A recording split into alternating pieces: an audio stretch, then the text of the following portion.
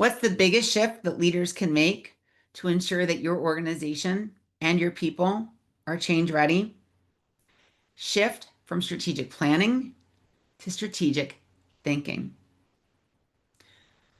Not only consider as you're hiring and as you're training and as you're building skills, what is it that people need to be able to do what they're being asked to do, but to consider how you need them to think, regardless of title, regardless of experience, regardless of role. Strategic plans for a long time have often gotten a lot of thought and energy around the goals and what you're going to be doing to prepare you for the next 3 to 5 years. And then way too often, they sat on the shelf, got dusty, or in a file somewhere in the busyness of your desktop. That 3 to 5 years is now 3 to 6 months.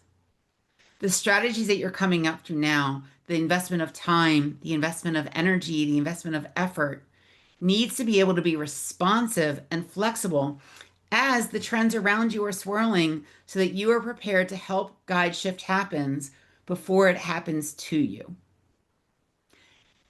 Provide your team, your employees, your early career, your managers in the middle with the ability to not only think about what is it that they do, but how are they thinking? How are they noticing? What are they seeing?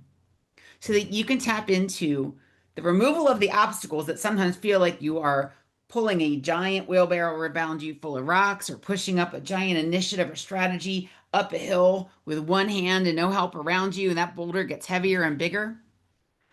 Instead, training people with the expectation to think differently, to change curiously, to be strategic and less operational. So they go beyond what they're doing today and are aligned behind the contributions and the direction toward which you are moving and shifting your organization. Shift happens from the middle.